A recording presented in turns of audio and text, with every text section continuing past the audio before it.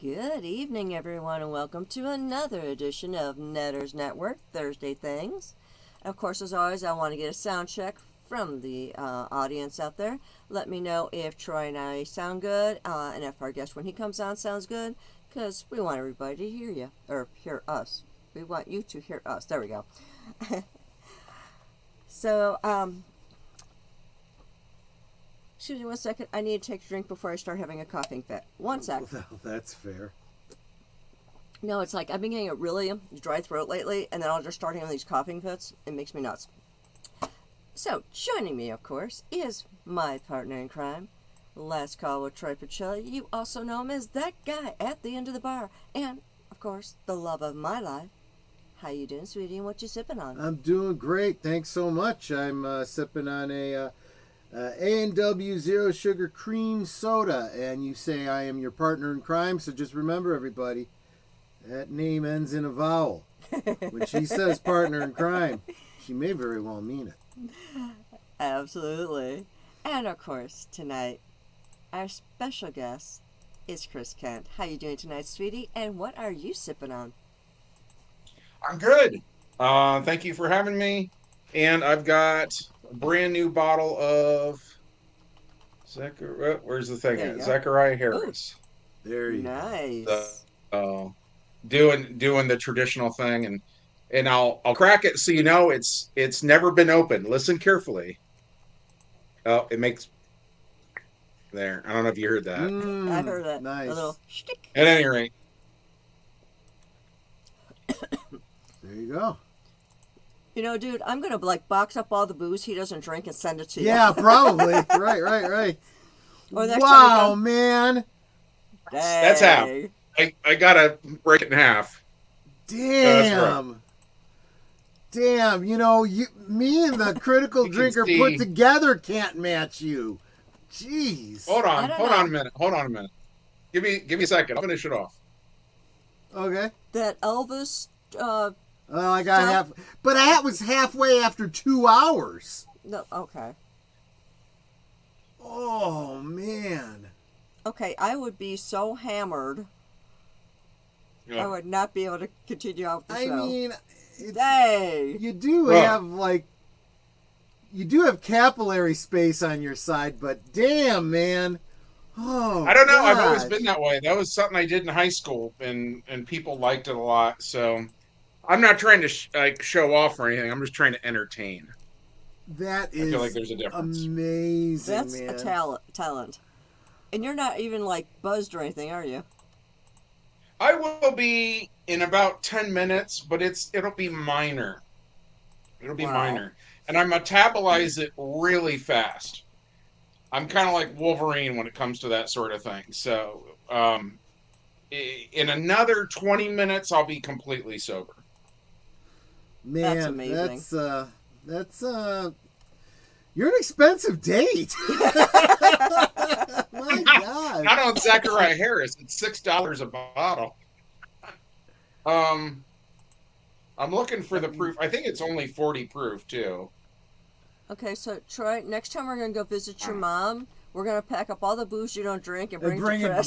by CK, right? And we Exactly. can be like, "What's this one? Let's try this. What's this one? Let's try this." I don't know his booze. Give it to him. Well, before we get into our topic for He tonight, won't hate it. He'll drink anything. Yeah, Mikey. Right. yeah, let us say hello to the chat. We got some new faces, I guess you would call them, here. So first up is Dice Chucker, who's brand new to the stream. Says looking forward to live stream. Well, I hope you're back and you're actually listening in now. But welcome. It's good to have you here.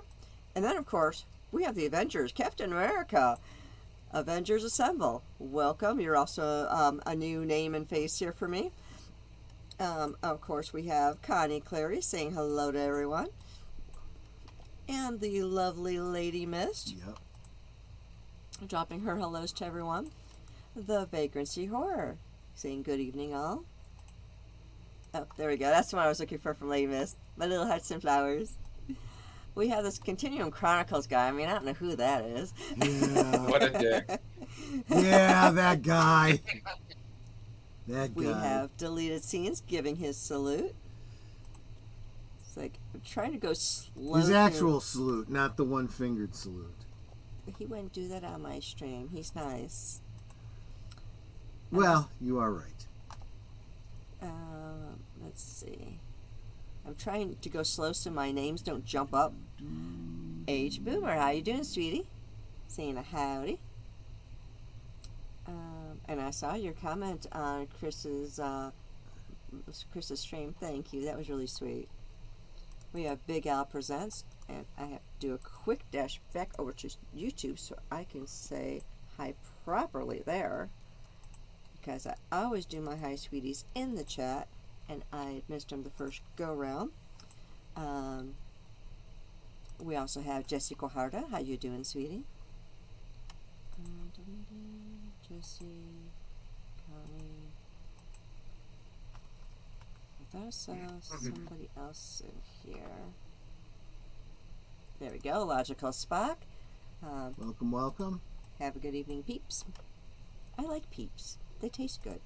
It's a sugar rush in a box. It was a video I was watching. It was a movie. I don't remember what it was. Hey, can you come here? Take a look at the chicken. It doesn't look right.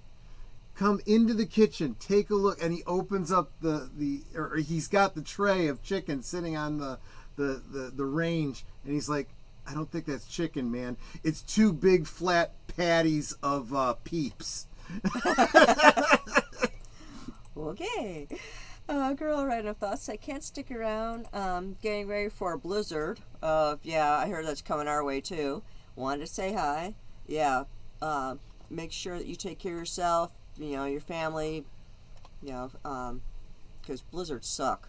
We've been stuck in a couple of them. They're not fun. Well, they do tend to blow too. Ha ha ha ha. Lady V Elements saying hey to me and you. Did I get Logical Spock? If not, hi, yep. Logical Spock. I heard you say Logical Spock. Right. Evelyn Hampton saying hello to everyone. That's another one that wasn't in my original chat when I was saying hi, so I got to do my @ And Evelyn, so how you doing, Admiral? Let's see. Okay. I'm ready now. Getting close to oh, there's that Troy Pacelli guy. I know him. Yeah, I'm just dropping the links for the multiple channels. Yeah. Geek Flag What Nate Knows. And that's another one I need to Nate. do the YouTube hi sweetie on. JPRPH1. I haven't gotten there yet. Sorry. There we go. Oh. So if they're not highlighted, I haven't gotten there yet. Big Al? I got Big Al. Okay. There's Network. Who's she? Yeah, I don't know. Yeah, I'll delete. I mean, she's cute. Aww. Okay. I'm at the bottom with me. My last hi sweetie being to JPRPH1. So I've said hello to everybody in the chat. And of course, I want to welcome all of you here once again. You guys are amazing and awesome. There's a word that I think Troy had discussed on his channel last week. I think it was. Farfignugan. No. Oh, okay. The word is Osmo. Oh, yeah. It's awesome misspelled. And there's actually a story behind that, but we only have a 1 hour show here, so let's save it for a Friday. Long. The way this comes up is that the church we used to belong to, the guys decided they wanted to get together and play basketball with like another church team. So the wives were calling in the service to be cheerleaders. And so, you do the cheers, and, one of the ones we did was the awesome cheer, AWESOME, you're awesome. Well, as we did our practice and all that, we go out onto the floor to do our cheer, and one of the wives apparently couldn't spell, because she's yelling louder than the rest of us, AWESMOE, you're, and she paused and went, Osmo? So now we consider Osmo to be better than awesome. So if I tell you you're Osmo, that means you're better than awesome. So with that said, let's get into tonight's subject. So Chris, we're going to be talking about gaming. And I know you wanted to talk about D&D, and I know somebody had a question that you want to talk about for new DMs, like, ways to help them out. So, Take go. it away. Well, yeah, the great irony is I run D&D and it's not really my specialty. The superhero thing is my specialty, but I think that with role-playing games in general, you could have a really good discussion about like what is a role-playing game and that kind of thing. I know Troy plays. I don't know if you play, Netter. Do I you used play? to years ago, but I haven't played in years. Okay. Yeah. So, in my mind, because I've been kind of thinking about it through the week, I feel like we can bounce ideas around, Mm-hmm. and there might not be a set answer, but there's like different philosophies to it, and we could explore that a little maybe. Cool. I agree with what Troy said last week about like if you're going to run D&D, read the book Yeah. first of Yeah. all. I get really frustrated because I saw a thing on Twitter, and this is related, where someone said, "What's the most annoying question you get asked every week by your players?" And my answer was, "How do we roll initiative again?" Oh And God. if you're not a player, or if you don't play D&D, that doesn't mean anything to you maybe, but it's one of the most basic things in the game. Yeah. It would almost be like if we were talking about basketball and someone said, "How do you dribble the ball again?" Yeah. Like Exactly. it's super fundamental. And from the DC Heroes end of things, which is what I run more than anything, in DC Heroes, you roll two 10-sided dice for everything except for Yeah. initiative. And then that's one 10-sided dice. And it's the only time you roll one. And in literally every week for 40 years, there's someone that says, "How do I roll initiative again?" And it frustrates me. I figure if And you, another thing, piggybacking on what Troy said, is um and like in DC Heroes, let's say one of your powers is um what would be a good example? Transmutation. That's the ability to turn lead to gold, right? If that power is on your sheet, I want you to at least know how that power works. Right. oh yeah, Ideally, I would absolutely. like everybody who's playing the game, I feel like they should kind of know how it works, but at least know how your powers work. Um, And I would also the say other that if thing you that had keep forgetting come how, like, what your dice rolls are, have a cheat sheet next to you, so you don't have to keep asking the Yeah. same Keep dumb question notes every week. maybe or something. You know? Right. Yeah. yeah, Exactly. and that's something that I can't remember who started doing it, because like in Dungeons and Dragons, in my opinion, um, the most complicated stuff is spells. Yeah. It can be. Um, in my opinion, that Sometimes it's the most unclear explanations of them in the rule books are for the spells. yeah, yeah. Requires a Um, lot of rule zero on that one. And they even tell you how many rounds it lasts and all that. Because, like, if you don't know well, how long your spells last, Yeah. it's like, why are you even doing that spell? and I remember a game from 25 years ago where I started running the game and like people hated it. Hmm. The guy who started the game, his name was Dave Andrews, and what he would do is he would start running the ideal game he wanted to play in, and then he would pass it off to a different DM. Right. And he'd say, "I'm burnt out," and really this was just his excuse of he wanted a certain kind of game world. Right. At any rate, though, so he passed it off to me, and I started doing stuff that just people despised. But one of them was somebody cast a spell that let them talk to animals. Okay. And my take on it was like, how smart is an animal, though? Yeah. And like if you strike up a conversation with a rat, the rat is just going to say really basic stuff like food, food, where food. Yeah. Like it's not going to be like, traveler, greetings and salutations. Fine weather we're True. having this evening, right? So that's how I played it, and like people hated it. But when we went to look to the rules for like what the rules say, the rules were not clear at all. Right. And that's like Oh, around the yeah. year 2000 maybe, and so this is maybe 3.0 we were playing. But like every role playing game, you run into that. Um, something else I thought might be worth mentioning, and that's Dice Chucker is in the chat. Dice Chucker's a friend of mine named Eric Grosko. Yep. He plays in my games sometimes. We're really good friends who butt heads Yeah. over gaming, and so the big difference between he and I is I think that role playing games are about role playing Yeah. with a little bit of game. Yeah. He thinks they are games with rules and damage and stats with a little bit of role playing. You know? That you have just described the dynamic that I think that every gaming group, for regardless of what the game is, has gone through. I've been thinking about this conversation over the past week myself, and Right. I've heard a number of people comment similarly on this, and it's caused some serious headbutting in many of the game groups that I've been with. So most people that aren't really into gaming at least are aware of what Dungeons and Dragons is, the idea behind it. If they didn't know before Stranger Things, they probably have a good idea about it now.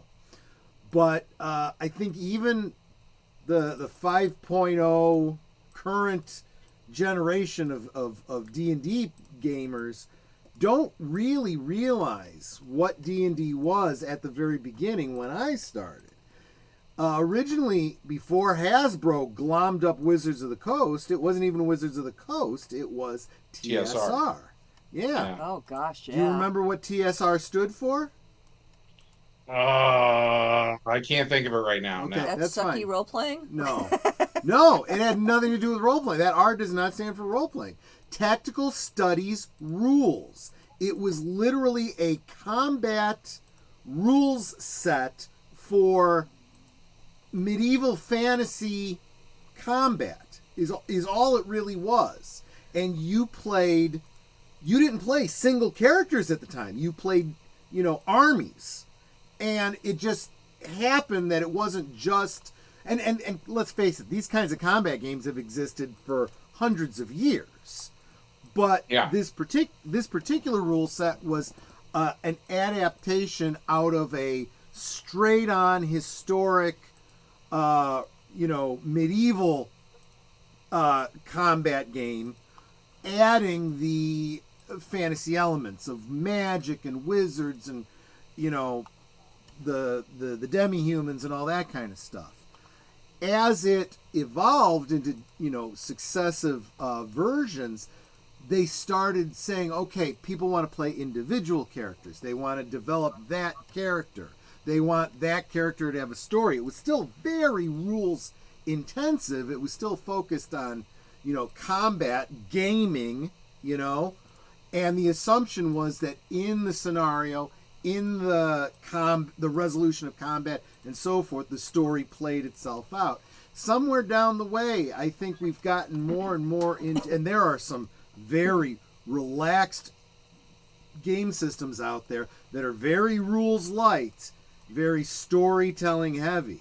I think there's actually one called Storytelling System and whatnot, where you just have the most basic bare bones of, it's on the level of Rochambeau, just to, rock, paper, scissors to see who wins the combat to get onto the rest of the story. Literally. Three things come to mind there. The first one in order, I guess, would be I met Gary Gygax around, I think it was summer of 2001. And there was a retailers convention. I owned a comic shop at the time. And there was a retailers convention in Indiana for Alliance Games distributors. And at the time, I have no idea what it's like now, but at the time they had a total monopoly. Yeah. That if you lived in America and if you wanted to sell role-playing games in your store, Alliance was the only company. And so once a year they had this big thing they called their open house. We went out. A brief side story is they showed us Smallville. We were the first people to ever see Smallville. Wow. So that'll give you an idea what that time period was like. Sure. But at any rate, Gary was there. And I met Larry Elmore. This is a super quick story. I met Larry Elmore there, and I saw him, and I see his name, and like I have a brain tumor that makes me really forgetful. And Yeah. so sometimes I'll see the name like that, but I'm not quite making the connection. Right. And I was like, Larry Elmore, why do I know that name? And I went up to him, started talking to him, and I realized who he was. And if you played D&D in the 80s, Yep. there's a really good chance that any given D&D book you picked up had Larry Elmore's oil paintings was Yep. the cover art on the front, you know. Um I was like, "Oh my god, dude, I love your work, you know." And I was like, "I'd love it. Like, are you allowed to sketch my character?" And he's like, "I don't know. Like, I don't know if I'm allowed to or not." And I'm like, "Well, if they didn't specifically tell you not to, I'd take that as a yes, right?" And he's like, Yeah. "Right on." And so like people across the aisle from him were giving away these free posters, so I grabbed one and flipped it over, and he sketched my character, which is a werebear. And at any rate, after I met him, super nice guy and all that, I kind of went around the corner from where he was at, and then there's Gary Gygax, and this is the guy who had invented the hobby. And I don't know about anybody else, but for me, it's almost like seasonal depression, where I Yeah. will play a role playing game for maybe like 2 or 3 years, and I hit this wall where I'm like, what's the point? Like, why am I spending time on this? You know, Right. maybe I should just watch movies, watch other people's stories, and quit bothering to tell my own. Right? Yeah. Maybe that's just me. I don't know, but it's a thing that happens for me. And at the time, I was going through that when I met Gygax, and so I was like, wow, you know, Gary Gygax. I've wasted hours of my life thanks to you, you know, something like that. And he kind of laughed and shook my hand, and you know, so on and so forth. And I said, hey, can I ask you something? And he's like, yeah. And I said, you know, here's what I'm going through right now. It just feels kind of pointless and blah blah blah blah blah. And like, why did you invent role playing games? Yeah. And he looks at me and he says, well, I tell you, I liked chess, but I thought there weren't enough rules. And I was Huh. like, really? And he said, and I quote, I think where people go wrong is when they give their character a name. And Interesting. I was like, really? And so here's what Gary did though. I'm potentially going somewhere with this. Hold on. Yeah. Okay. So at That's any right. rate, well, there's two ways you can Gary's a complicated dude. And there's two ways you can go with this, right? One is face value. And I was like, huh, all right. And so like we had a nice chat, and he's like, what do you got there, by the way? And I show him what Larry Elmore did, right? Because Yeah. he's an artist. Gary was not an artist. Gary signed it. And Wow. Larry had done it in black permanent marker, right? Uh-huh. It's just a drawing of a werebear. And then Gary Gygax says, hey, so you play a superhero game a lot though, right? And I said, yeah. And he goes, what's your adjective? And I said, what do you mean? And he's like, Fantastic Four, Incredible Hulk, Spectacular Spider-Man. Oh You gotta have yeah. an adjective. What's your adjective, dude? What's the bear's adjective? And I was like, he doesn't have one. He's like, I'm gonna give you one. And so he wrote on the poster, Adventure on, Dottie Werebear, and signs it in red. Nothing else Uh, on it is red except for his signature.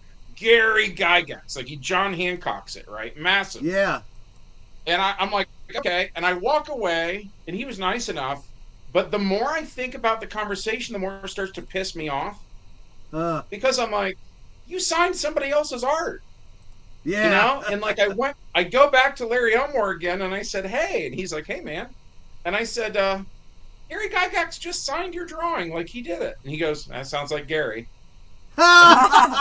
And I was like, can I have your signature too? And he's like, yeah, sure. And then in tiny lettering in black, he writes Larry Elmore. Yeah, I know that signature. Yep, that's his And I'm like, signature, right? Okay. And so at any rate, I walk away from it, and I'm like, that's kind of messed up that he signed somebody else's thing, you know? But then I was like, I can't believe he says I go wrong when I give my character a name. Like, damn it, But he, man. Think of all the time I have spent, all the stories I've come up with. Like, this is good stuff, right? What Gary tricked me into doing is telling me why I do it. Yep, you figured it out in And response to what he said, not because of what he said. right, Yeah, he didn't give me the answer. He goaded me into answering my own question. And I already knew the answer. And so a bunch of people that knew Gary will tell you, yes, that's very Gary. That's exactly what he would do, right? But then on the other hand, sometimes he really did just want it to, a lot of what he says makes it sound like it was very just chess. yeah. So I don't know. I think you could take it both ways there. But that's the Gary There, Gygax story. in Oh. fairness, okay, going back to the dichotomy that I mentioned before, right? He, I would say that the way he designed it, tactical studies rules, his game, what would you call it? His game philosophy is exactly what he said. In other words, if it was up to him and his way of gaming, it would just be you go in, you play the game, at the end of the game, it's done. You either won or lost. And that's become kind of a joke now. Because if you come to the table to play Dungeons and Dragons now, and you create your character and you min-max it, and you try to get the bet, because you're just trying to win D&D, and that's not the point of the game. Yeah. I hate that. I hate that myself. Exactly. But if you are one of those Gary Gygax, I guess Gygaxian type players, Makes it sound like an alien. you really are trying to win D&D. But you also expect that there is, if you are that kind of player, then you better expect that your character is probably going to die. We're going to send you through Temple of Elemental Evil exactly the way it's written. We're not going to fudge any rolls. And when you die, you die. You're going to die. I just got done with that. I literally, within the last 7 days, just got done with that. I will say this in Gary's defense, or whatever, however you want to word it. Yeah. There are multiple points in that game where they mention, like, you encounter this bad guy, but he can be bargained with. And Right. and so there's certainly, and Gary wrote that one, and there certainly there's plenty of tactics and math and rules and stuff like that, which honestly is not what I'm into. Yeah. I like the storytelling aspect, and I kind of put up with the rules in a way. Right. Myself. But I mean, there were things in there that was about acting something out, or there had to be an element of personality there, Right. But at the same time, and that's rough because everybody is so used to now, like 5th edition, in my humble opinion, really is going too easy on players. Yeah. I agree with you. It kind of holds your hand through everything. Back and, in my day when we played D&D, you rolled the dice and you saved versus death or you died. I thought you were going to say something about battling uphill both ways. Battling uphill both ways, absolutely. Okay. Since That's we a are great talking, phrase. Yeah. Yes. That's very apt. Right. Since we are talking about D&D and we are talking about, all that, tomorrow night on Troy's channel for Last Call, he's going to show off the birthday gift that I gave him. Oh, that's right. Yeah. And it is Well, dice it related. is D&D related. Let's It not is D&D related, yes. no spoilers.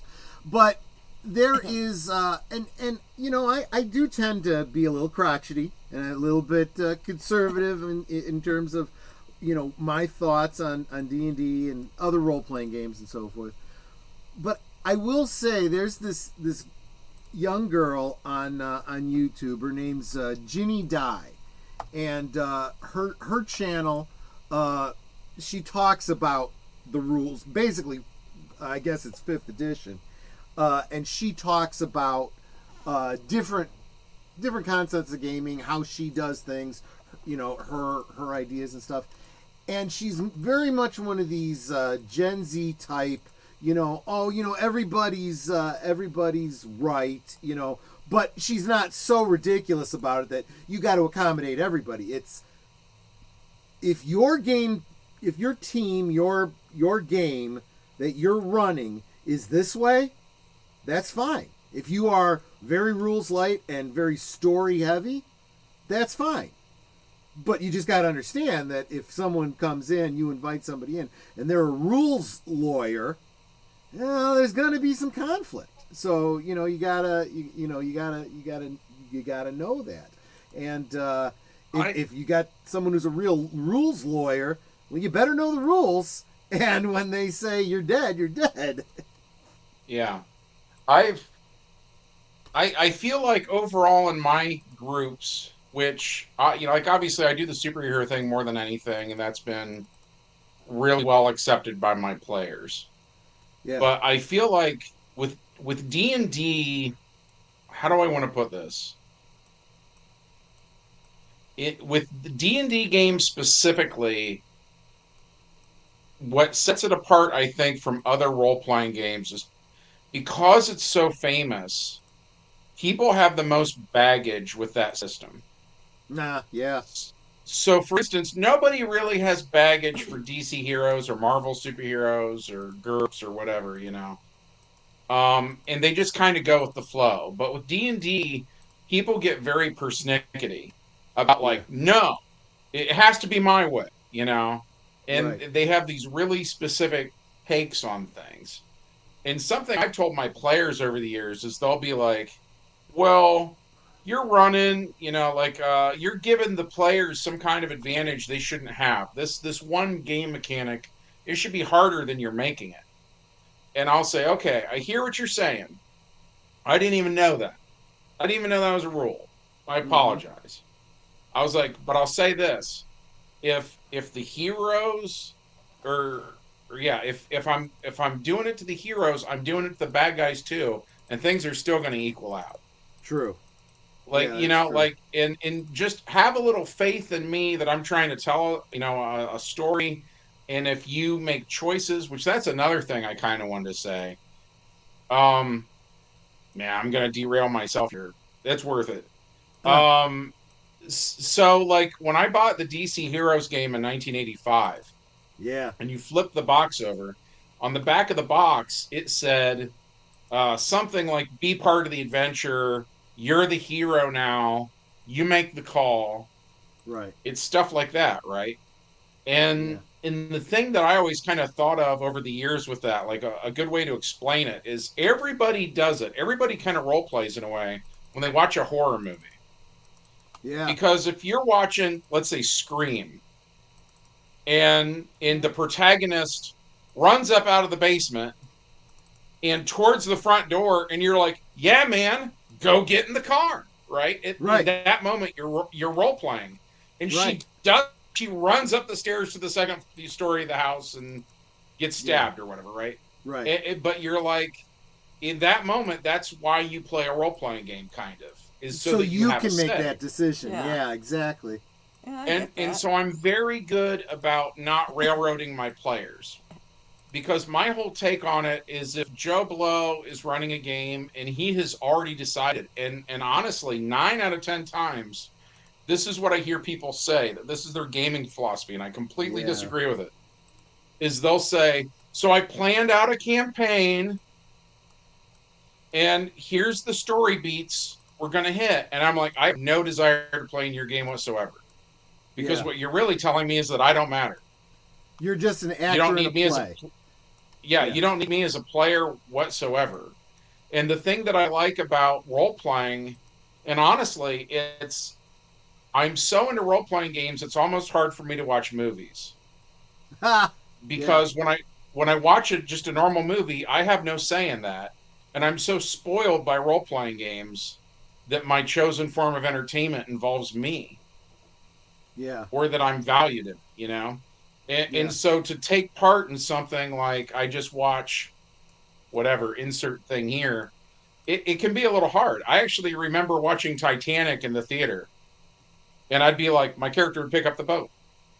You would just pick Right. up the boat and you'd fly away with it. Like Yeah. I almost couldn't stop thinking about it because I'm just so nutty about gaming.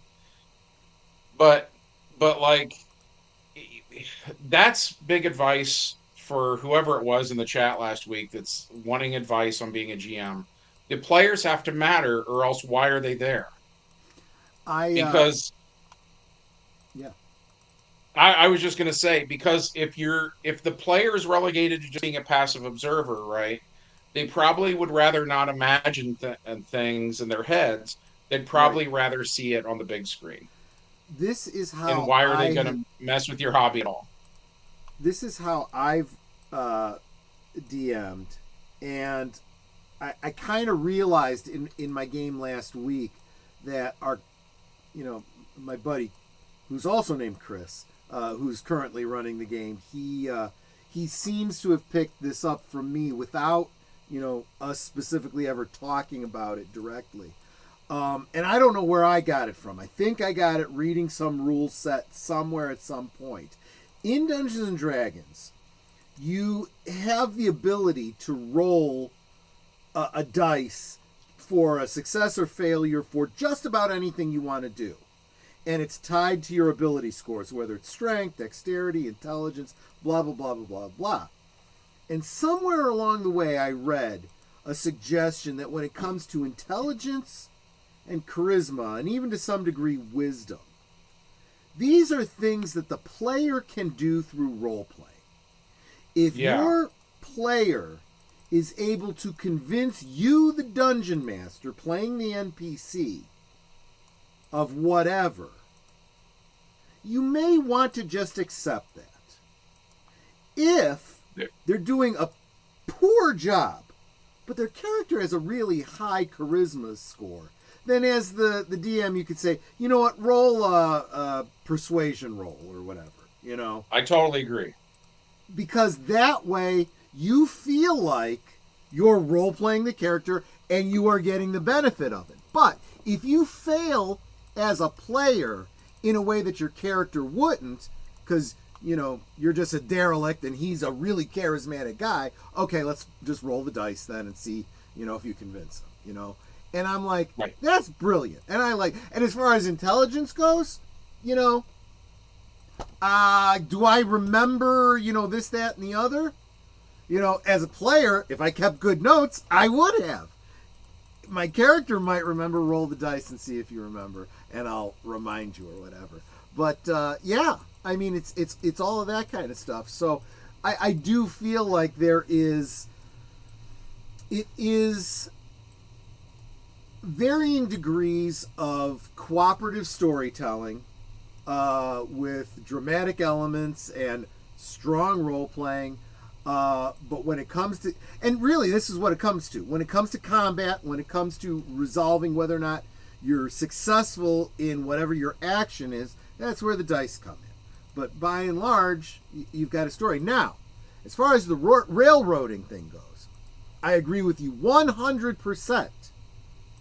With the caveat that in the real world, there's things happening. You could have a plan and, you don't have any control over, whether or not the train derails and now you can't make it to work on time and, all these other kinds of things. And this is how I run my game. I say, yeah, you want to go and investigate this side thing, that's fine. But just remember, there's a limited amount of time for you to find the sword of Damocles to get to. I knew you were going to say that. I don't know. It's the first thing that came into my head. And get it to the wizard Thorogood, or else, the sleeper awakens. I don't know. Whatever it is. So, and I have done that before. I've put time restraints on. If a certain thing doesn't happen by a certain time, well, this other thing that they don't know about has happened. I've actually played modules that are written that way. And I'm like, wow. Some of those Pathfinder adventure paths even have for, all these different, side quests or all these other things that need to be done. For all the ones where you succeed, not only do your characters get experience points, but there's points given towards certain bonuses in like the final battle. If you have gone and made peace with the natives, and you've gotten this high of a success, then in the final battle, they send a delegate of warriors to help you. and you get a plus whatever in your army skill or whatever, or army strength or whatever, stuff like that. Right. So again, the story is happening whether you're involved in it or not. And then honestly, there have been times where I've been playing and I've just completely derailed, and I'm like, you know what? I don't trust that if I turn this thing over to the bad guy, he's going to release his captives. I think they're dead already. So I take the relic and I throw it into the ocean. Sure. Dungeon Master that I did that to was like, crap, what am I going to do now? Well, what happens? What do they do? How do they react? Let's figure this out. He came back. He was like, at the time, I was so pissed at you. But the next day, and every game session thereafter, it was the best game ever. We were making it up as we went. I'm like, there you go. I always do that. I always, typically the way it works for me is we will play games on Saturdays, and we'll play from noon until we're tired of playing, Yeah. And we play all days on Saturdays, and then whatever that was, then the following week I make a video about it, right? Yeah. And at any rate, I've had people ask me already, like, well, where are you going with this, or what's the thing? I'm like, I don't know, we're not there yet. Yeah, I have no idea where it's going. I love that. But they're going with the mindset of the Dungeon Master knows how the game starts and ends and all the points in between, which is railroad. Right. And I can't think of a quicker way of telling my players I don't give a crap about them than to say I've got, like my brother-in-law used to do that. No offense if he's listening, but it drove me nuts. When he would run games, he'd be like, oh yeah, you guys are on episode 10 and I'm writing episode 15.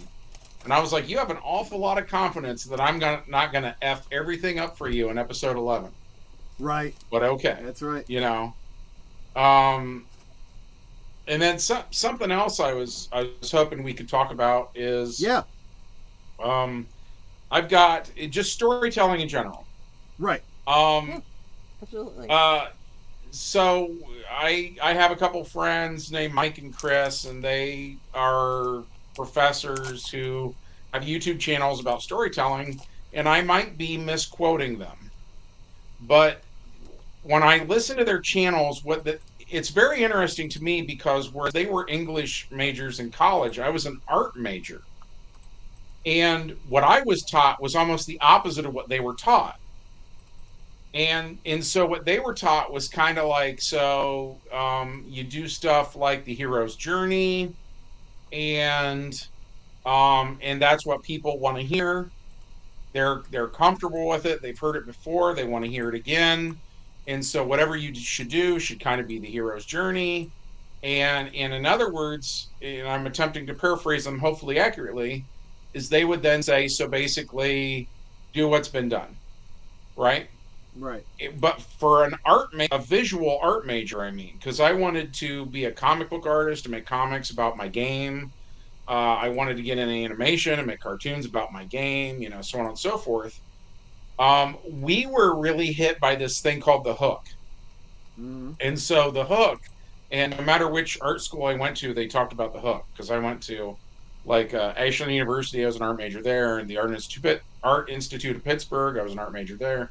They all talked about the hook, and the description was generally, let's say you're a painter and your paintings are on display in an art gallery.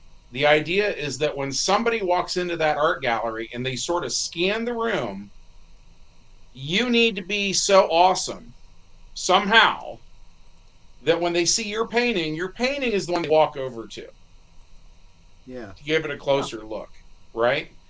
And then when you look at it, you wanted to have something called composition, which is where it's sort of about the shape of whatever you're looking at. It's a shape thing, where ideally good composition as a painting is the eyes follow around to stuff, and it takes you back to where you started, and then you look at it again.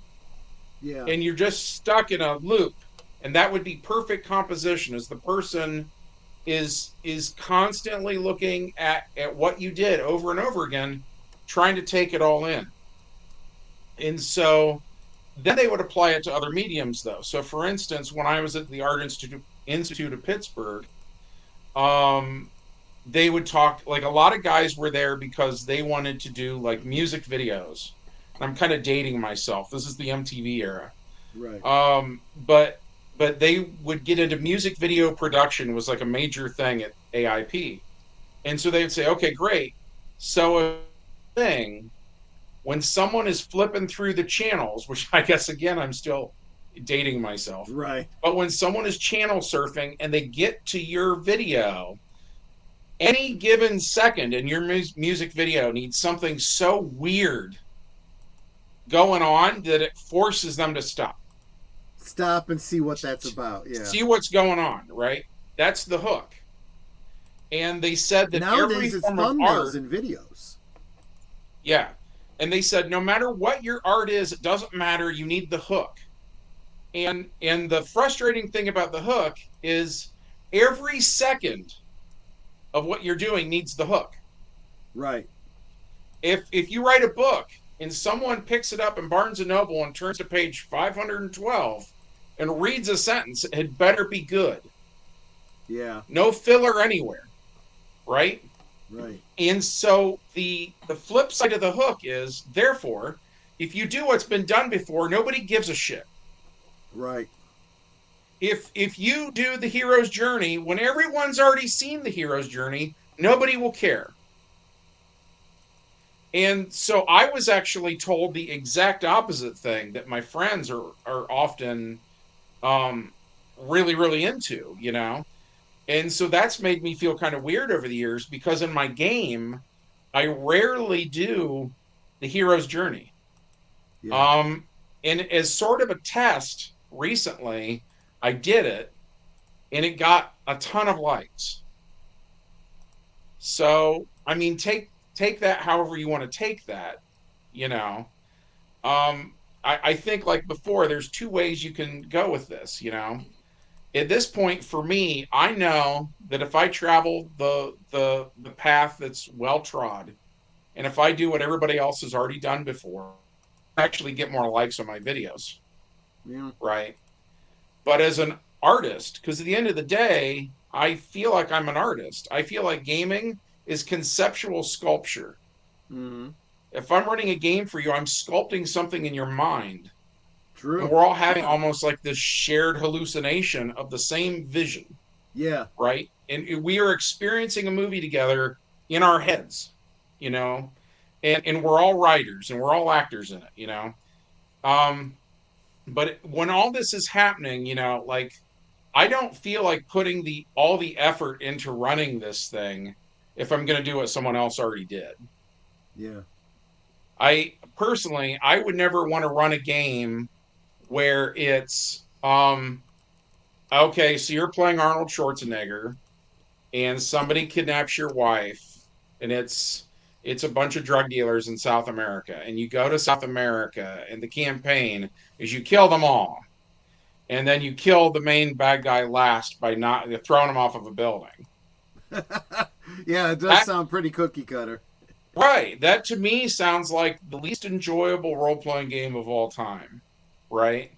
Yeah. And so for me personally, I'm a big fan of the hook, and I try to be weird on purpose. And then with going back to D&D where they got their baggage, that ruffles a lot of feathers in D&D. Yeah. And so one game I ran one time was everybody goes to this town and they're boarding up the tavern. And the players are like, what do you mean they're boarding up the tavern? Because going to the tavern is a crutch everybody relies Right. on, right? Exactly. And I said, because the king has announced prohibition has started. Interesting. What do you do now? And the whole group just froze and was like, what do you mean we can't? That's all we do. Like Yeah. that's what we do. We go to We the can't even get our assignment. We can't get the next adventure if we can't go to the pub. What do we do? And I'm like, I guess you have to role play. I guess you got to get out of your comfort zone, you know? And they were really mad about that. I ran another game one time where I was like, one night there's a really horrible storm and the whole sky looks like it's black light. Yeah. where any color at all seems to glow under the blacklight sky, and it's just crazy, and it's the worst storm you've ever seen. And you wake up the next morning and magic quit working. What? I'm playing a wizard, and I'm like, I'll make him a fighter. Yeah. Yeah. You're everything just changed for you. Things just got interesting. Well, Yeah. but I, and then it was like they were walking down the path, and there was like a beholder on its side that couldn't do anything. That's like, Yeah. kill me, because it has no magic to levitate or anything, and they'd kill it and get like 10 points. And they're like, none of this is how D&D works. And I'm like, exactly. Yeah. But think about it too. There is, and I agree with you, do something that's never been done before, but in a way that's almost impossible because there's nothing new under heaven, right? In a way, that is a trope that you see all the time in superhero stories. The superhero loses his powers, and how does he compete with that, and it's always temporary, but, We've done it a couple times where it was permanent. There you go. And I feel like in a lot of other game systems, people will go with it. But man, in D&D, they are not having it. My friend Kelson ran a really good D&D game one time where it was just history. Wow. He was a history teacher, and all it was history. And you could not play a wizard. There were no magic items. None of that. It was literally just like, so you're part of the Anglo-Saxon army. And, wow. Whatever, here's this other group, and here's just history, And Amazing. I thought it was a fun campaign, but yeah, that was certainly not for everyone. That's interesting. I could also throw this out. Go ahead. I was just going to say, I'll throw this out too. The greatest role-playing game I was ever in was I had a dear friend named Dave Eckelberg, who's passed away about 10 years ago, but he ran this game that he just called Dave's Diceless Game. And his take on it was that the fights are the most boring part of any game.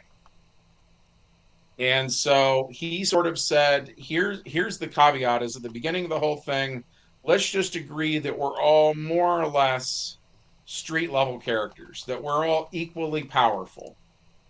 And you can have specialties where one guy can be a thief. It was fantasy, by the way. One guy can be a thief, one guy can be a fighter or whatever.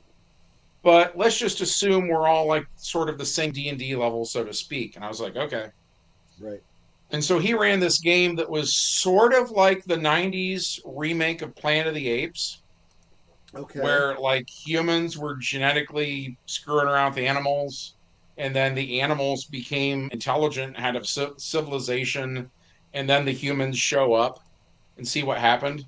He basically ran that, but it wasn't just apes. It was all kinds of animals. So all the players were a different animal, but it was a fantasy civilization. And then one day these human astronauts show up. And the animal people realize that all of their ideas and their religions and stuff about the origin of their world, none of it was true. Wow. That they were all these experiments that had just, their great-great-great-great-grandparents were in a cage on a starship that crashed, But at any rate, there was never dice ever. And it was all just, if you want to fight with the other guy, he would sort of say you lose sort of the idea of half of your hit points. We didn't have character sheets. But he's like, you're hurt because you've been in a fight, because you're the hero, we assume you can take out one other guy. If you decide to fight another guy without help, then you might be in trouble.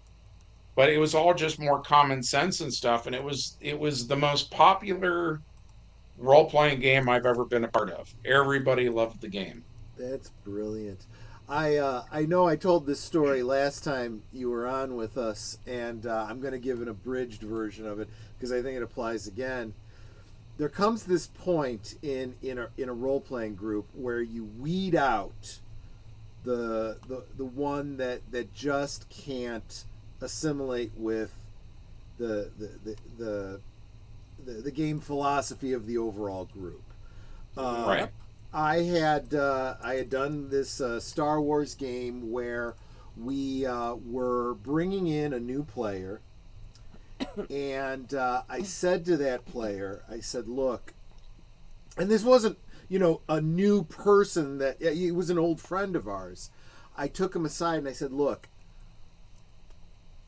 would you be willing to consider playing this character? It's an NPC, but they don't know that. You introduce him as your player character. And, you're going to be like my confederate for the, I don't know, however many game sessions.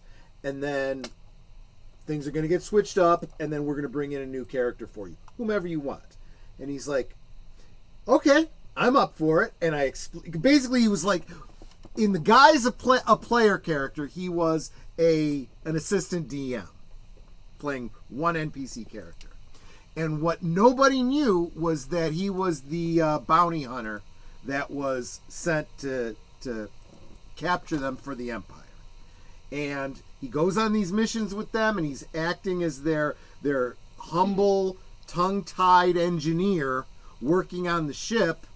But while he's working on the ship, he's also reprogramming their droids and, putting a tracker on their ship.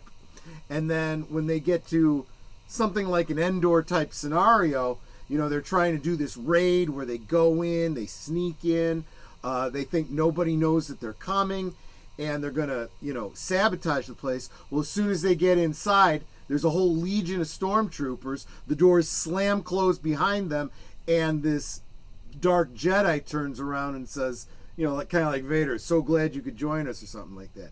And so, as players do, they go, okay, well, we're all going to go back to back, and let's see, what are we going to do? And then, the new player character says, well, first what's going to happen is your droids are going to come and collect up all your weapons. He goes and stands over by the Dark Jedi and goes, and I'm going to introduce myself. By the way, I'm no Vulgarian. I'm the bounty hunter. Think about if someone ran into Boba Fett, didn't know what Boba Fett looked like without his armor and helmet on, right? He's still Boba Fett, right? So they all end up in prison at the end of the scenario.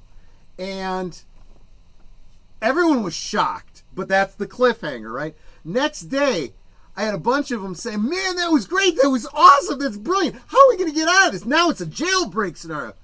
One guy got so pissed. He went off on me. He went off on the other player. He's like, this is not how gaming is done. You don't screw over other players, blah, blah, blah, blah, this and that. And I was like, dude, whether it's a player character or an NPC, your characters don't know that. It is the same thing. It's a stranger you didn't know.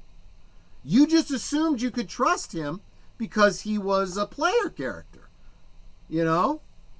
You learned a good lesson. Oh, he didn't end up coming back. And I'm like, good. It's a better game now. It's like the rest of us thought it was great. It was, it was absolutely brilliant. Because Troy's done something like that on other ones where it's like, this was one that I wasn't involved in playing, but I was involved with the brainstorming on, where he was coming up with a scenario on one of those things where there's two people trapped. You can only save one. I was ripping off Batman. Yeah. You can only save one of them. The other one's going to die. He was like, okay, here's the scenario. Start throwing things at me that could break this. Like, is there a spell you would think of? Is it, because it's supposed to be pretty much impossible. They could only save one, and they would have to do it, like in a certain like convention in order to do this. So it's like, well, if I'm a magic user, I'd use this spell. Like, can they use dig and go under it? Can they use, I forget what the spell is, but it like kind of dissolves rock. Yeah. And he goes, okay, and he's like working on that. But he was also putting it into a forum that a lot of people started asking ideas there. It's like, how would you break this? And da-da-da. And one of the players was in the forum and was seeing everything that Troy was doing, and that he cheated in the game. Not only did he have all the exact right spells to do certain things, he had spells that he said he had that his character didn't have the levels to do. Yeah. And some of these spells were like, why would you have ever chosen that unless you were cheating? And I called him on it, and he admitted to it. And he's another one. I'm like, I won't play with you anymore. Yeah, You're but not first he coming tried here." to say that Troy didn't think it out. Yeah, And that's it what he was said. like, Well, it's not my fault. You didn't plan this out well enough. And I'm like, excuse you? we are done. Leave my house now. Well, and not to beat a dead horse, but just him saying you didn't plan it out enough is he's talking about railroading. Yeah. Yeah. You Yeah, know, yeah. I mean, right there. But yeah, And that, I did a very I Go did a ahead. very similar thing. I was frustrated because my superheroes, their thing, and just imagine they're the Avengers. That's the easiest way to explain the story. Is their thing would be like someone would make a new character and they'd be like, "Hi, I'm whatever, Deadpool," and they'd be like, Yeah. "Welcome to the Avengers." No questions asked. Wow. You Yeah. know, Which is And not it was how you see it go in the comics. and it was driving me nuts. And I was like, "So your team has no standards? Your team doesn't Yeah. interview, like nothing at all?" And they're like, "Yeah, but he's a player character." You know, And Spider-Man so- was not invited to join the Avengers on multiple occasions. And so I made this character named well, let's say Iron Man for the sake of Yeah. making the story Sure. go faster. And so he joins and they're like, "Great, welcome to the Avengers." And so they go up against Doctor Doom, so to speak. Again, these are not the names I used, but it's the gist. Yeah. And so they, they're fighting Doom and da da da da da. And there's a whole campaign of, like, let's call it the Doom War, basically, Yeah. right? And you get to the end of this, what was probably a 3 or 4 month thing of meeting every week, and at any rate, they wake up in these specialized traps that Doctor Doom has set based on all of their weaknesses. And so your Superman type character is under a red sun thing, and your Aquaman guy is dehydrating, and so on and so forth, Sure. right?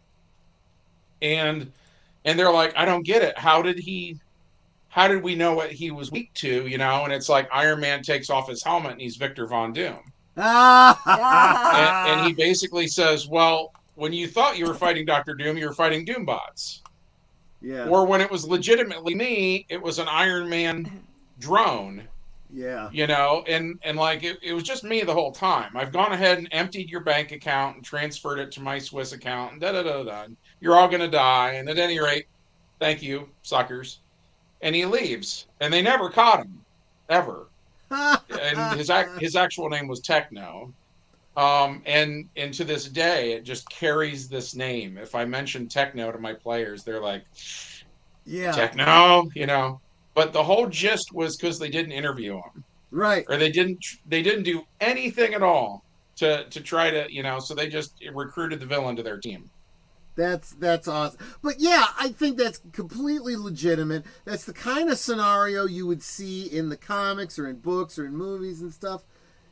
You kind of got to be prepared for it. And if you're not, if you're taken by surprise, look at the end of Empire Strikes Back, right? Han Solo's encased in carbonite. Luke's lost his hand and his lightsaber.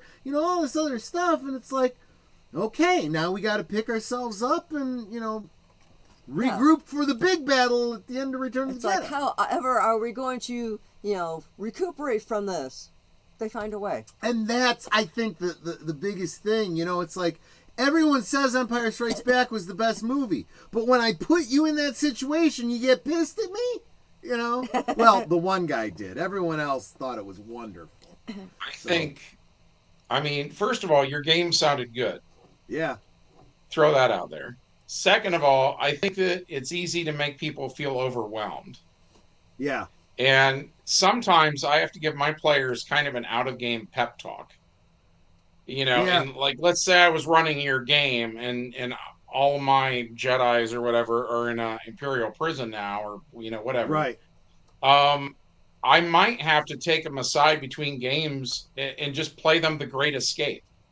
Yeah. And Yeah, be like, exactly. "Look, this is a thing. Like, you guys are being really defeatist about this, but this is a thing." Yeah. Well, and what my now more mature group has come to realize and have said to newer players and so forth, hey, just trust the Dungeon Master. He's not the type that just, TPKs just to be an asshole. So just assume that there's a story here that's being told.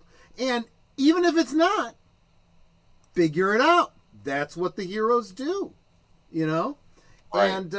And I think that comes down to, if I can kind of sum up everything we've talked about tonight, is we as consumers of this kind of fiction and fantasy and so forth, we know what works, what we enjoy as an audience, and we're not getting it from the entertainment industry today.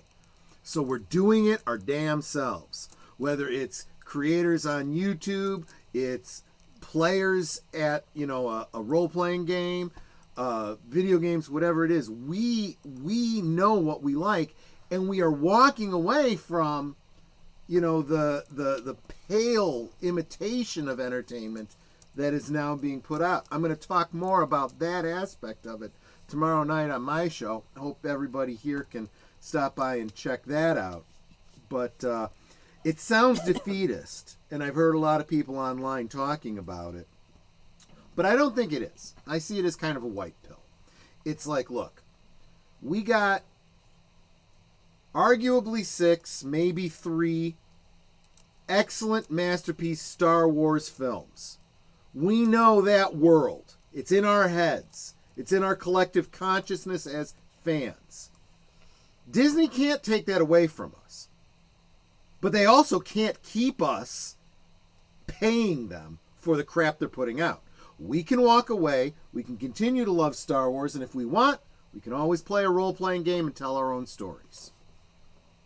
And even, yeah, that was something I was hoping to say tonight. Is I was going to say at the beginning, because I just kind of assumed a bunch of people were going to tune out and say, yeah, my thing's not role-playing games. but role-playing games are just storytelling. Exactly. It's just a way to tell a story, you know? Yeah. And even if you don't like doing it that way, there's nothing that stops us from making our own stories. Like my son right now is learning how to use Blender, which is like a CGI kind of a thing. Right. Mm-hmm. And he's going to start making his own cartoons. Cool. And he's going to make fan films for like Transformers and Robotech and that kind of thing, you know? And every day, you know, that's what he does for fun. Is he gets home from school and he's in the living room making Optimus Prime or a Veritech fighter or whatever it is, you know. Yeah. Or like he's on a John Wick kick right now, where he's making John Wick's car. Nice. But like, I like that. Blender is free. Yep. You know, and there's all sorts of stuff you can do with it, and like. Now more than ever, it's so easy for people to do their own thing. And even if you weren't like going to do a role-playing game, I've seen where people just do like slideshows and storytelling. Yeah. I've seen where people who can draw, they're doing, oh, you might be able to help me out with this, Troy. Yeah. Because we're close to the same age. There was a PBS show where the guy would just tell stories. It was kind of more children's stories, but he would illustrate them. And by the end of the show, he had... Yes.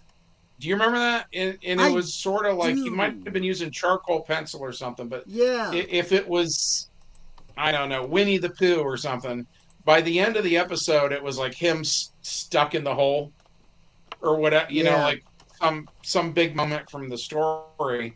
But like, it was really relaxing. It was akin to Bob Ross. Yeah. But whereas Bob Ross was just kind of like, here's a happy little rock or whatever, you know, and there's really no story there. This was, you're still watching somebody draw, but then he's telling you, you know, Alice in Wonderland or something at the same time. But like, I've seen where people now are doing stuff like that, or if that's not your talent, if your talent is more like cosplay oriented, I've honestly, because like personally, I can't speak for anybody else, you know. I sometimes feel like when I watch the channel here that I like Hollywood the least of anybody, because everybody else is still like, well, but I watched, you know, this and liked it or that and liked it. And like, I like so little, but I've seen this amazing stuff. I saw something someone did that was like Batman versus Darth Vader, and that's on YouTube for free. Yeah, I've seen it. And they've done 2 endings to it.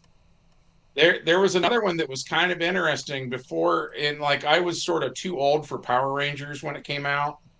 Uh-huh. Um, but the one that was the Green Ranger, I'm trying to think of his name, Jason David Frank.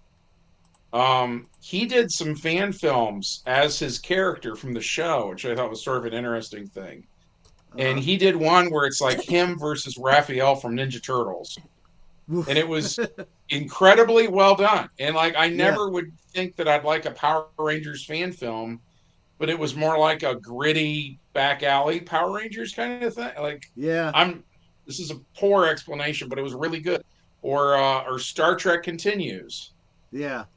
Uh was really, really good where I'll watch it and just I feel like I'm watching 60s Star Trek again. Like whatever you're good at, figure out how to contribute to culture. Yep. Like figure out what you can do and what is it that you miss.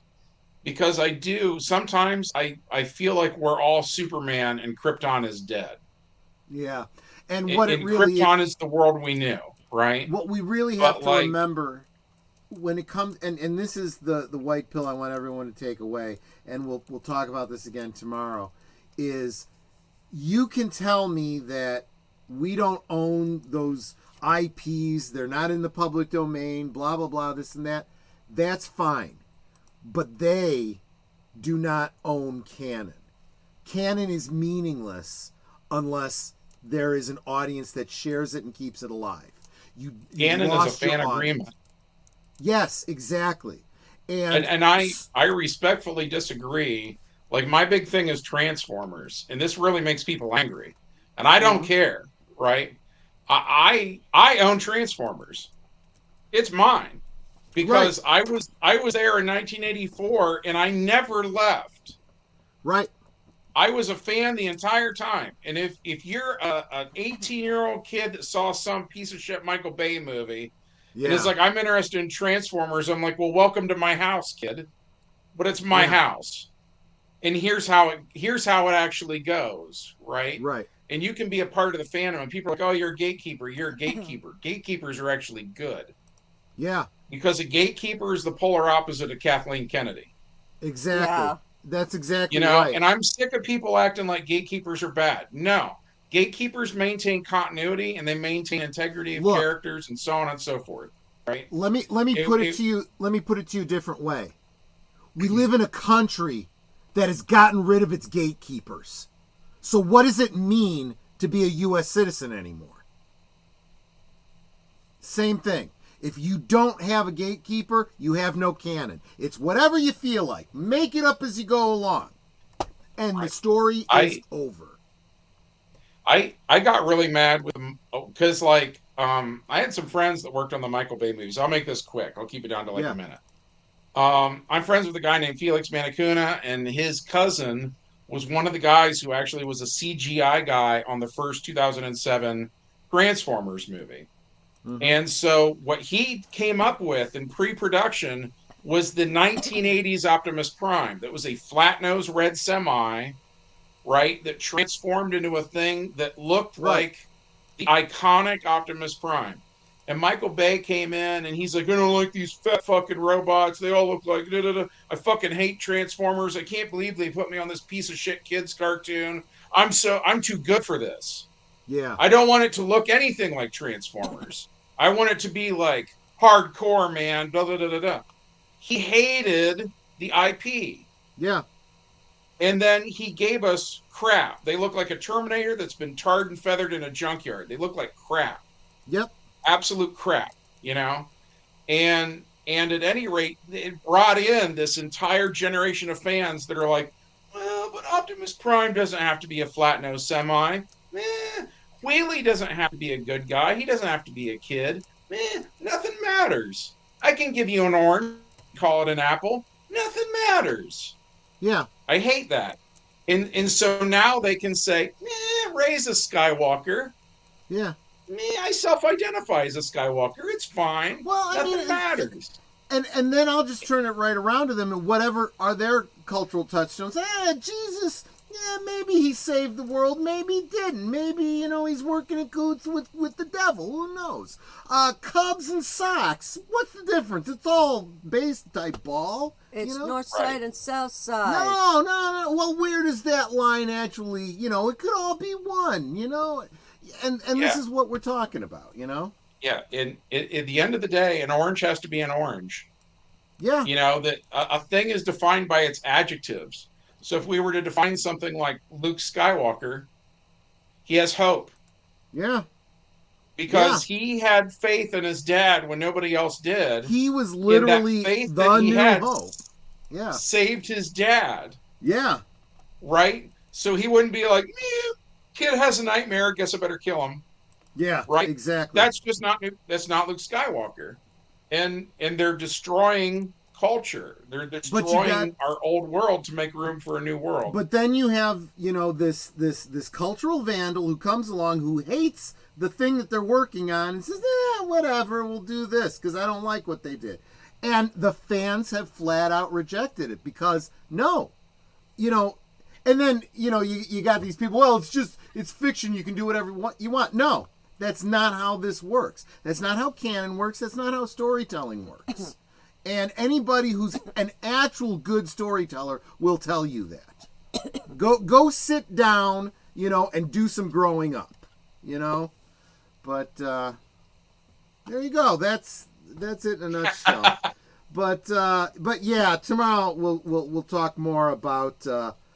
I'll start because you got me primed. This is going to be the beginning of my rant at the beginning, but I think by the end we'll have some resolution. I think I called the stream like, quit. I stole the slogan from Jeremy's Razors. Quit giving your money to companies that hate you. And there is make hope art. on, yeah, and Everybody make art exactly. Art. And there is hope. I want to reiterate that there is, a light on the horizon. The sun is coming up. It seems to take forever, but it has to happen. And we'll, like I said, we'll talk more about that tomorrow. So that's what I got going tomorrow night. Tomorrow night, join us on my channel for, what's my show? Last Call. Last Call. I almost said Geeky Geezers. For Last Call tomorrow night. Well, you are a Geeky Geezer. 9 Central, 10 Eastern. We will drink. We will drink heavily. Not as heavily as this guy does, but it has more impact on me because I'm a much cheaper date than he is. Yeah. That's tomorrow night. Saturday night, over on Big Al Presents, we will be watching The Rocketeer. That's again great movie. Yeah. Just picked up the what do you call it? The reprint Blu-ray? hardcover. Yeah. No. The reprint hardcover of the graphic novel. Love it. Oh, yeah. A little bit more adult than Disney would have done back in the day, but they took the Betty Page inspiration literally back then. I also own it. Yeah, there you go. Own physical media. Absolutely, always own physical media. That's Saturday. Sunday is all deleted scenes all the time. He's got his unscripted. He's got the Western cinema in the afternoon, and then at 8:00 Central, 9 Eastern, Aged Boomer, Geeky Geezers, where we will be bringing you news of some new films and TV shows coming out this year, some gaming news, maybe even some entertainment industry related legal news. We'll be talking about all of that on Sunday. Other side of midnight, 11 Central, 12 Eastern, over on Deleted Scenes. Tuesday. It's deleted scenes all the time. It's all deleted scenes. He is the community now, guys. Tuesday night, myself, Netter, Aged Boomer, on Deleted Scenes channel, live from Sparkwood and 21 for episode 3 of season 2 of Twin Peaks. Deep dive and rewatch. Did you drop his link or no? I haven't dropped any links, but what I am going to do is, and while he tells us I've what got it. he's got coming up, I'm going to be dropping the links for CK's multiple channels. CK, what have you got coming up in the next week or so? Same as always. Pretty much every Saturday from noon until 9 or 10 p.m., we play games. Sometimes superheroes, sometimes D&D, sometimes both, sometimes something else. And whatever I do, I share it. So my stuff is never time sensitive. If you want just free stories, and I try not to get political because my thing is, if you agree with my politics, I have nothing to say to you, right? And if you Yeah, don't agree with my politics, you're I'm not not going going to to change listen. your mind. I still got Yeah, nothing to say to you. right. So at any rate, my stuff is never time sensitive. It's just old fashioned storytelling. Um, and it's free and it's on all my channels. So longest running superhero game on earth has kind of become the archive because YouTube was giving me strikes for silly stuff. Yeah, but that I still shared it because even though you're not posting anything new there, you've still got old content there that people might want to check out. Right. Absolutely. That's like hundreds and hundreds of videos of everything we've done because we're coming up on our 40-year anniversary. And Nice. Dang. 2025 will be 40 years of this. Wow. And and so there's the 40 years is kind of nutshelled there. And I don't know how many videos I got, maybe 500 videos, something like that. That's a Um, lot. and so what I've been doing is Continuum Chronicles is kind of the new superhero stuff. Right. And at the end of 2023, I took all the stuff that didn't get any YouTube strikes and I put them on the old channel then. There you go. So it's backed up there. Um, Continuum Chronicles is starting over with kind of a new story right now. The gist is it's the kids of the originals. So Oh, it's kind neat. of like the next generation, so to speak. Cool. Cool. I Cool. like that. And it's very basic teenage superheroes learning how to use their powers, starting from scratch type stuff. So it's a good jumping on point. D&D is also pretty straightforward. We're running a classic adventure called Expedition to Barrier Peaks, Yes, which I is where know that one. That is a very bunch of D&D classic. guys find a UFO that crashed in the mountains, and Yup. they're exploring a flying saucer. So, Cool. Could I do um, it? yeah, I absolutely. love exploring. Yeah. Good stuff. I've thought, by the way, send me an email if you want to play online because I've thought about trying to get something going on where maybe like once a month we would find like a day on the weekend or something and get everybody to play online together. I think that'd be pretty neat. That might be cool. Yeah. Yeah. There you go. Absolutely. Coming up for me Yep. next Thursday, my special guest will be Disney Sheepherder. Yep. Hopefully, there's nothing that's going to conflict, and we actually get him on this time. Right. Because I think Exactly. we rescheduled like 3-4 times because of things. Right. So hopefully next week we will see Disney Sheepherder here. Um, and of course, I'm going to be on Friday Night Lights Call with that guy over there. Right. Yeah, kind of have to because we're like related. Well, you don't have to be. You could, just. Well, I'm gonna be here, Yeah. so it just You are makes gonna sense. be here, so. Yeah, I'm already gonna be here, so I might as well join you. And of course, as Troy had mentioned, I'm also on the Tuesday stream with deleted scenes for Sparkwood and 21. I'm actually looking forward to the next episode. This has just been a blast. So Yeah. if any of y'all are Twin Peaks fans or David Lynch fans, go back to Deleted Scenes channel and watch the Sparkwood and 21 episodes. I did drop the link for Deleted Scenes channel in the chat, so you can easily grab that.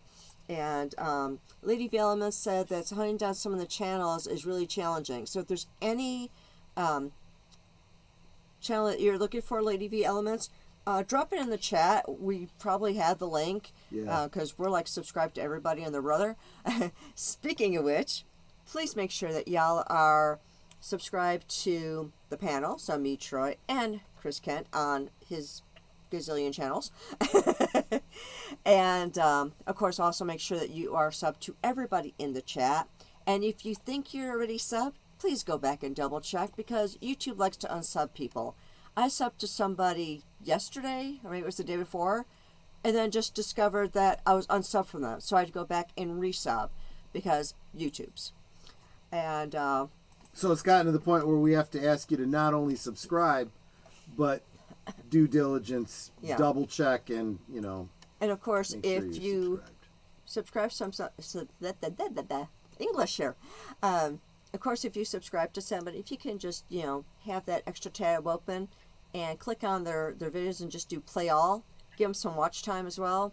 It helps the algorithms, drop a chat or two. It really helps the channels.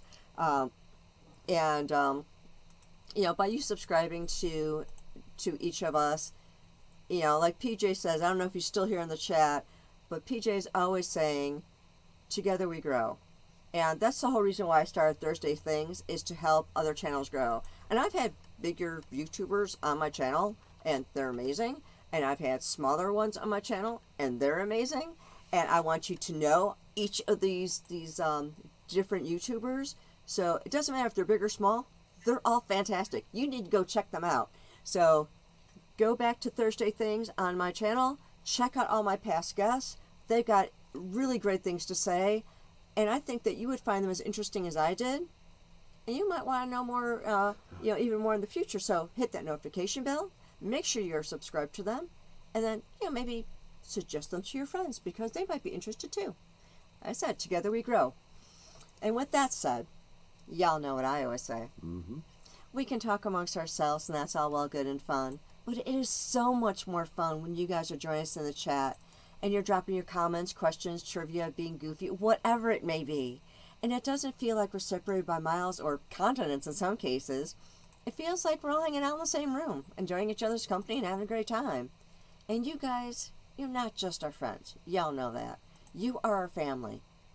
You can choose to be anywhere right now, and you chose to be here, and that is so encouraging. And I love to see you guys here every week, and the new faces that our guests bring, because it's like I get to know new people. And I sub to your channels, and I get to know more about you. Again, together we grow. So I just want to thank y'all again for being here tonight, supporting our guests, supporting us, supporting members of the chat. And like I said, we love you guys, and we appreciate you so very much. And we'll definitely see you next time.